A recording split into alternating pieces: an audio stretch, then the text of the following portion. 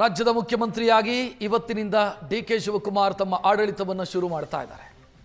ಅಧಿಕಾರ ಸ್ವೀಕರಿಸಿ ಈಗ ಉನ್ನತ ಅಧಿಕಾರಿಗಳ ಸಭೆ ಕರೆದಿದ್ದಾರೆ. IAS, IPS ಅಧಿಕಾರಿಗಳ ಸಭೆಯನ್ನ ಡಿ.ಕೆ. ಶಿವಕುಮಾರ್ ಕರೆದಿರೋದು. ಮುಖ್ಯಮಂತ್ರಿ ಡಿ.ಕೆ. ಶಿವಕುಮಾರ್, ಉಪಮುಖ್ಯಮಂತ್ರಿ ಡಾಕ್ಟರ್ ಜಿ. ಪರಮೇಶ್ವರ್ ನೇತೃತ್ವದಲ್ಲಿ ಇವತ್ತು ಮಹತ್ವದ ಸಭೆ ನಡೆಯುತ್ತೆ.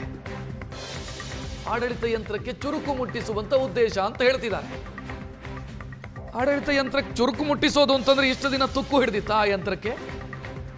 ಜಡ್ಡುಗಟ್ಟಿದಂತ ವ್ಯವಸ್ಥೆ ಇತ್ತ? ಹಂಗಿದ್ರೆ ಕಾಂಗ್ರೆಸ್ನವರು ಹೇಳ್ತಿದ್ದಾರೆ ಆಡಳಿತ ಯಂತ್ರಕ್ಕೆ ಚುರುಕು ಮುಟ್ಟಿಸಲು ಮುಖ್ಯಮಂತ್ರಿ ಇವತ್ತು IAS, IPS ಅಧಿಕಾರಿಗಳ ಸಭೆ ಕರೀತಾ ಇದ್ದಾರೆ.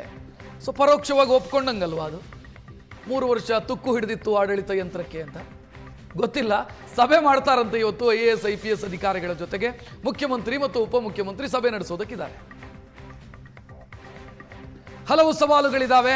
ಅಡ್ಮಿನಿಸ್ಟ್ರೇಷನ್ ಸವಾಲುಗಳು ಅಂತಂದ್ರೆ ಮೊದಲಿಗೆ ಈಗ ಖಾತೆ ಹಂಚಿಕೆಯಾಗೋದು, ಅದ್ರ ಬಗ್ಗೆ ನಾವು ಈಗ ವಿವರವಾಗಿ ಮಾತನಾಡಿದ್ವಿ.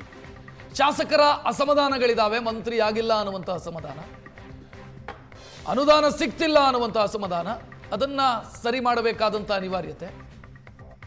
GB ಎಲೆಕ್ಷನ್ನು, ಜಿಲ್ಲಾ ಪಂಚಾಯತ್ ಎಲೆಕ್ಷನ್ನು, ಇದರ ಸವಾಲುಗಳಿದ್ದಾವೆ.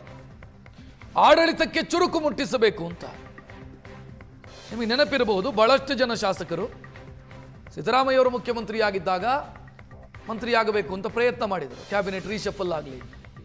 ಆಗ ಆ ಶಾಸಕರು ಬಹಿರಂಗವಾಗಿ ಹೇಳ್ತಾ ಇದ್ದಿದ್ದು, ಈ ಸರ್ಕಾರದಲ್ಲಿ ಮಂತ್ರಿಗಳು ಕೆಲಸ ಮಾಡ್ತಿಲ್ಲ ಅಂತ, ಎಲ್ಲ ನಿಷ್ಕ್ರಿಯ ಮಂತ್ರಿಗಳಿದ್ದಾರೆ, ಈ ಮಂತ್ರಿಗಳನ್ನು ನಂಬಿಕೊಂಡು ಎಲೆಕ್ಷನ್ಗೆ ಹೋದ್ರೆ ಸೋಲ್ತೀವಿ ನಾವು ಅಂತ ಬಹಿರಂಗವಾಗಿ ಮಾತನಾಡ್ತಾ ಇದ್ರು ಶಾಸಕರು.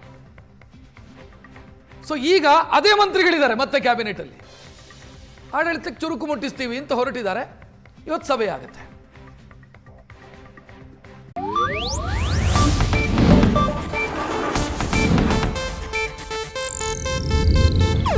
ಇದು ಏಷ್ಯಾನೆಟ್ ನ್ಯೂಸ್ ನೆಟ್ವರ್ಕ್ ಪ್ರಸ್ತುತಿ.